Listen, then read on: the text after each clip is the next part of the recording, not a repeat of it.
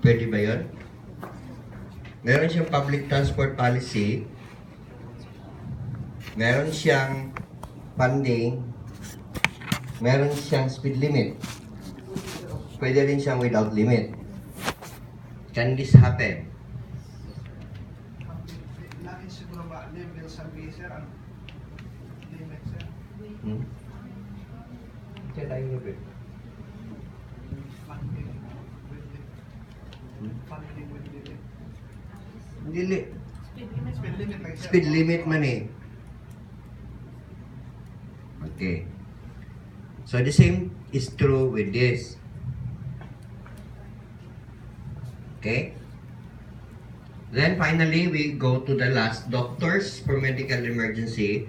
Pwede siyang with speed limit na merong doctor, with doctor, without doctor.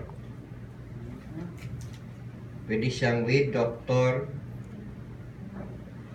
without doctor, etc. Do you follow? So how many clusters do you have now?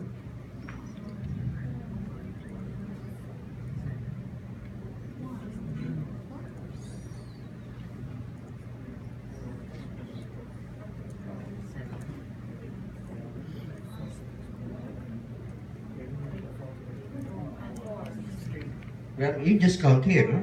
At the end. 1, 2, 3, 4, 5, 6, 7, 8, 9, 10, 11, 12, 13, 14. Okay? There will be 14 clusters here. And you have to do the clustering manually because Minitab cannot do that for you. Okay? The moment you use Euclidean distance, Minitab will not be able to identify this. So manual ang imong pag-separate. Muna nga, before ka maghagpat, Tagalogin natin. Before tayo maghagpit, sa Tagalog hagpat. Himay. Before natin kunin yung humay, before mo himay-himayin, you have to analyze if they make sense. That branch will make sense. For example, meron kang public transport policy. Meron ka pang funding. Pwede ba yung wala kang speed limit? 3. Part mo na sa palisiya yung permanente, di ba? So this branch will go away. You don't have to analyze this. Rick, makinig ka. Yes, sir. Kasi mamaya, iba na naman gagawin mo.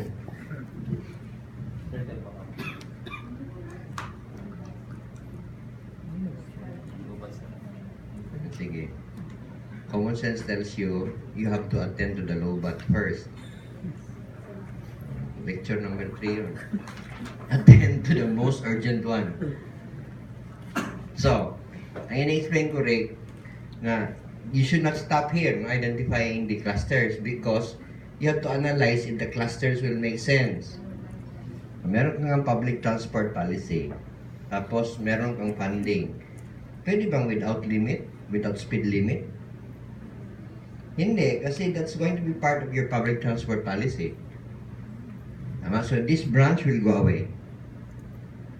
So you don't have to segregate this branch. Okay, pwede ba nga absent ang public transport policy but you're going to have funds for road safety? What will you fund?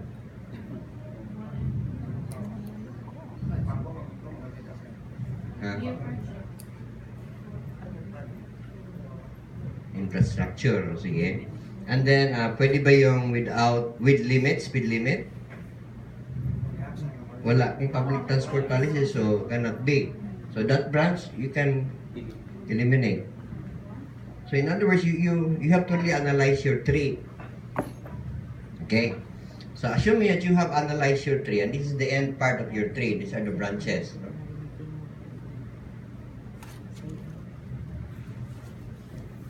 So this is the end part of the tree. That means I'm looking at this after your analysis. Then you have to look at the phenomenon you want to describe. Does the relationship between X and Y persist in each branch? Is it true that the more vehicles, the more death here? So this is vehicle death, vehicle and death. Is that relationship true? Then analyze if this is also true here.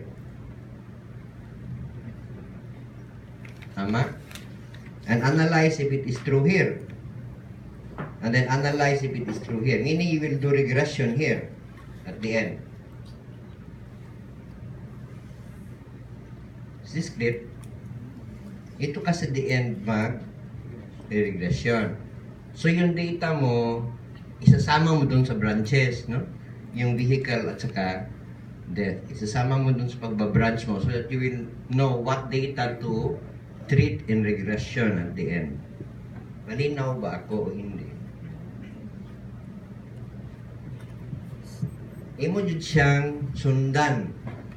Aron makita nimo asa man nimo paano regression. Okay, because here, unsa may imong ma-conclude after doing all this regression? What will you be able to find out?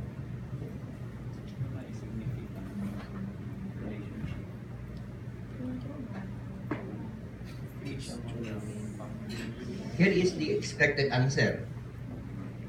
That the more vehicles there are, the more deaths there will be if these conditions are true. Okay? The less vehicles you have, the less deaths you will have if these conditions are true. However, there are also instances in which there are a large number of vehicles but with fewer deaths because these conditions. Katong mga branches.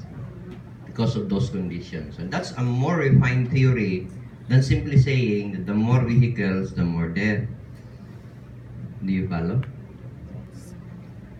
So dili kasunod nga kung daghan behikulo, daghan mga matay. Kay sama sa New York, it has 4 times the volume of vehicles than Metro Manila. But there are fewer deaths in New York than in Metro Manila. Oh, because of the funding for roads. The sizes of the roads are larger.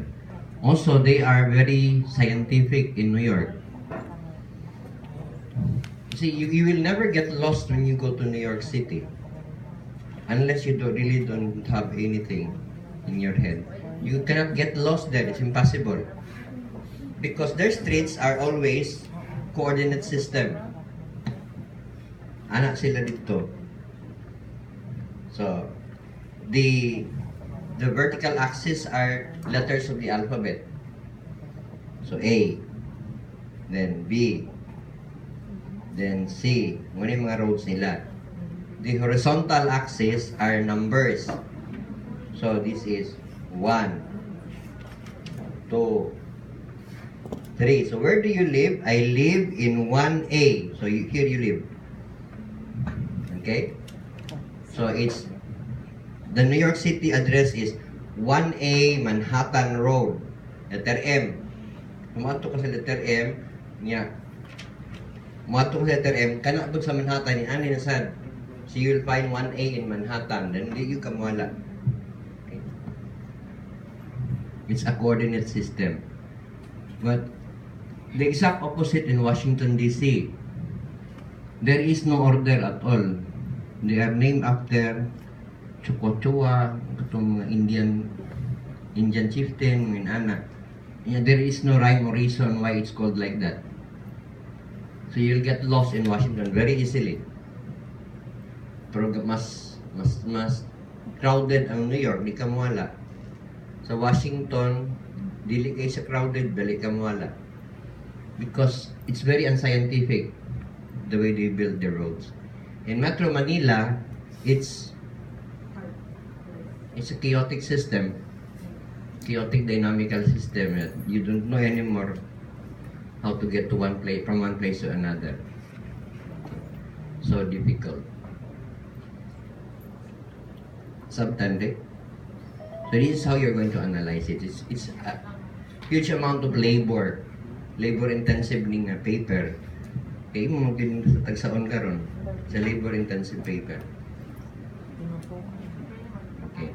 And the sad thing is you just simply use cluster observations, number of clusters. You cannot just use that. Okay, because you have to do it manually. Okay. So when I say cluster analysis, I really mean not just use of Minitab, but cluster analysis using common sense. And like everyone, I would like to invite everyone to enroll in my class. I'm going to offer BS in Common Sense, Masters in Common Sense, and PhD in Common Sense. Kaya kaniya kong gipanudlo-tanan is should always be there at the back of your mind that when you do something, you should use your common sense always. Kana kung what is your intuition? What is your first instinct if given this data? You should follow that instinct rather than my instruction to use this and that. No? Follow your instinct, what you will do. Because your instinct is always right, as I've said. And unless it's really corroded by your experiences. Okay? Sure kung sa inyong ipangbuhat karon, ing anak po nang na-attack. Wala common sense. So ikaw bala ka, like, everyone, these are potential enrollees. Have a huge class. Okay. Unless there is someone who wants to present, I'd like to spend more time talking to you and making sense of your data so that you will not waste your time with Minitab. Tama, gusto mo mag-present? Kasi gusto mo mag-present.